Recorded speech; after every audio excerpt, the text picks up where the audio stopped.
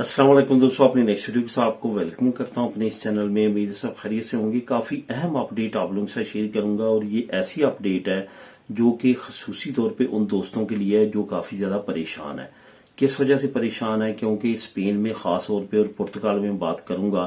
कि बहुत सारी हमारी कम्युनिटी ऐसी है, मैं समझता हूँ कि 100% कम्युनिटी ऐसी है जिनके पास पुर्तगाल का या स्पेन का पासपोर्ट है, यानी कि नेशनैलिटी है, और अब उनको मजबूरन जो है पाकिस्तान की नेशनैलिटी छोड़ना पड़ रही है। उसकी बड़ी रीजन क्या है कि आप अगर पाकिस्तान में जाते हैं पाकिस्तान का वीजा लेके, क्योंकि वीजा लेके आपको इस वजह से जाना पड़ता है कि आपने ट्रेवल करना होता है स्पेनिश पासपोर्ट पे या पुर्तगीजी पासपोर्ट पे, तो वहां पे आपको जाने के लिए, क्योंकि डुअल नेशनैलिटी का एग्रीमेंट नहीं है पाकिस्तान का इन दोनों कंट्रीज के साथ, तो वहां पे आपको जाने के लिए लाजमी तौर पे वीजा लेना पड़ता है।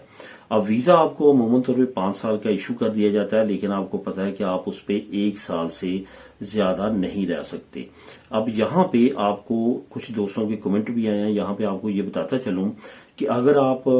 पाकिस्तान की नेशनैलिटी कैंसिल करके पुक कार्ड लेते हैं तो उस पे जो है आपको क्या रायत मिलती है। उस पे एक रायत तो आपको ये मिलती है कि आपको फिर पाकिस्तान का वीजा लेने की जरूरत नहीं है, उसी कार्ड को आप यूज करते हैं। बहुत सारे दोस्तों की ये कमेंट आए हैं कि पुक कार्ड पे आप कितना अर्सा पाकिस्तान में रह सकते हैं, क्योंकि वीजे पे तो 1 साल के बाद आपको एक मरतबा एग्जैक्ट करना होता है, फिर आप इंटर हो सकते हैं। तो उसके लिए तो ये जरूरी है कानूनी तौर पे। लेकिन इसमें क्या है, इसमें बिल्कुल भी ऐसा कानून नहीं है, क्योंकि पुक कार्ड आपको सेम लाइक इसी तरह है जिस तरह आपके पास रेजिडेंट कार्ड है।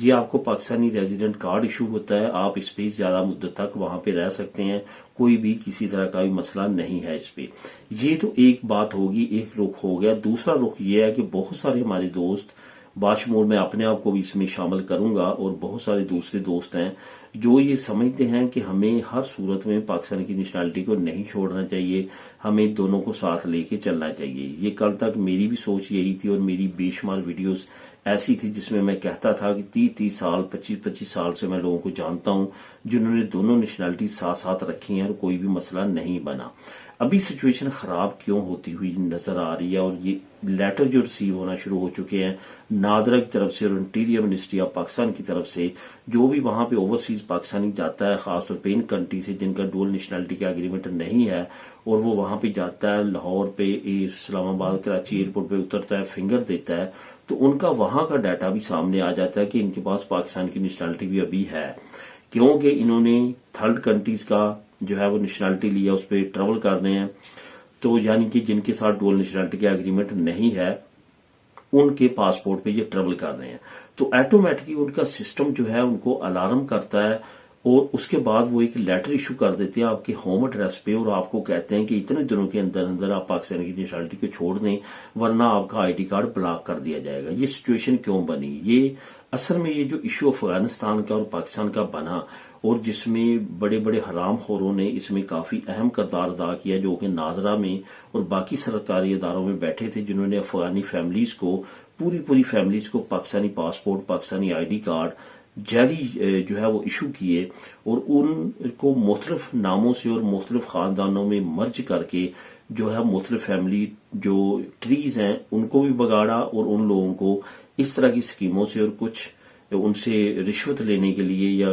ये जो काम उन्होंने किया उस पे उनसे भारी रकूम लेने के लिए तमाम प्रोसेस किया,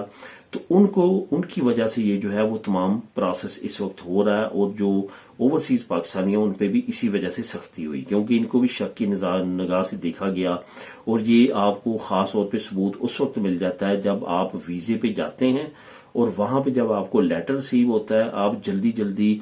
अपनी वहां की नेशनैलिटी को कैंसिल कर देते हैं। सबसे पहला मरहला आईडी कार्ड कैंसिल करने का होता है। आईडी कार्ड कैंसिल करने के बाद जैसे आप पुक कार्ड को अप्लाई करते हैं तो आपका ब्लॉक कर दिया जाता है। उसकी रीजन क्या होती है? उसकी रीजन यही होती है, वो आपकी वेरिफिकेशन शुरू कर देते हैं, ये बंदा पहले वीजे पे क्यों आया, क्योंकि इसके पास पाकिस्तान की नेशनैलिटी थी, ये पुक कार्ड अब क्यों अप्लाई कर रहा है, ये सारी वो इंक्वायरी करते हैं तमाम दारों से, तमाम चीजों को तहकीकात करने के बाद फिर आपको क्लियर करते हैं, और उसके बाद आपको जो है वो पुक कार्ड इशू करते हैं। जो इन लोगों का ब्लॉक हो जाता है उनको थोड़ा सा सब्र करना पड़ता है, रुकना पड़ता है, कुछ महीने वो ब्लॉक रहता है, उसकी वेरिफिकेशन होती हैं, तो उसके बाद जो है वो ओपन हो जाता है। अगर खुदा न खास्ता उनकी देर लगती है तो आपको लाजमी तौर पे प्राइम मिनिस्टर सिटीजन पोर्टल जो है वहां पे जाके कंप्लेन करनी चाहिए, ताकि आपका मसला जल्द से जल्द हल हो सके। ये जो तमाम चीजें हैं मैं क्यों बता रहा हूं, ये असल चीज जो मैं अच्छी खबर है उसकी तरफ लेके आपको जा रहा हूं।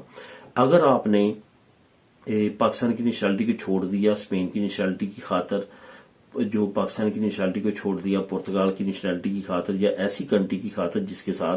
पाकिस्तान का डुअल नेशनलिटी का एग्रीमेंट नहीं है, तो उसके बाद आपकी क्या चांस है कि कल को अगर स्पेन के साथ या पुर्तगाल के साथ पाकिस्तान का डुअल नेशनलिटी का एग्रीमेंट हो जाता है तो फिर आपको जो है वो वापस पाकिस्तान की नेशनलिटी मिल जाएगी। बहुत ज्यादा बहाम है, बहुत ज्यादा परेशानी है कि शायद ऐसा मुमकिन नहीं होता, प्रोसेस बहुत ज्यादा लेंथी है, लेकिन इस तमाम सिचुएशन को जो खत्म किया है, जो इस परेशानी को खत्म किया, वो किया है embassy of Pakistani embassy of Germany ने। यानी कि जो वहां पे बर्लिन में पाकिस्तानी एम्बेसी है, उन्होंने एक लेटर इशू किया सरकारी, जिसमें ये सारी चीजें जो है, सारे बहाम जो है ये खत्म कर दिए हैं।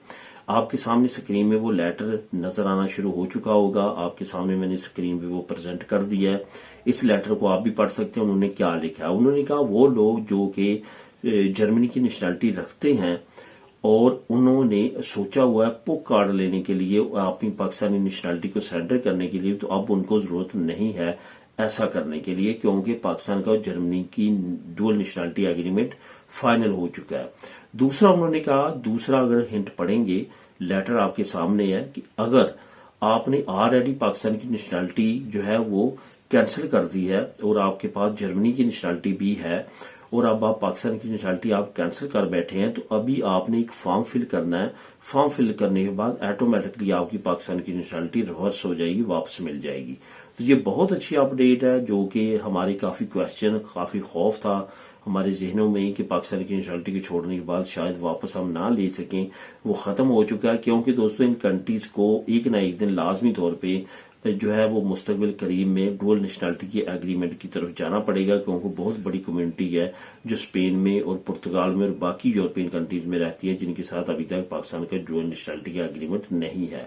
तो ये बड़ी अच्छी अपडेट है और काफी क्वेश्चंस का इसमें क्लियर जवाब मिला है। इस लेटर को आप रीड कर सकते हैं। ये एम्बेसी की तरफ से इशू किया गया है, फिलहाल जर्मनी में इशू किया गया और आने करीब इंशाअल्लाह ताला स्पेन में, पुर्तगाल में भी जब ये जो है वो सिचुएशन आएगी, यहाँ पे भी एम्बेसीज और कॉन्सुलेट इस तरह के लेटर इशू करेंगे और उन लोगों को जो है वो दोबारा से मौका मिलेगा पाकिस्तान की नेशनलिटी को दोबारा से रीबैक करने का। तो दोस्तों इससे रिलेटेड अगर आपके जहन में कोई क्वेश्चन हो तो आप नीचे कमेंट कर सकते हैं। मिलेंगे नेक्स्ट वीडियो में नई अपडेट्स के साथ। अल्लाह हाफिज।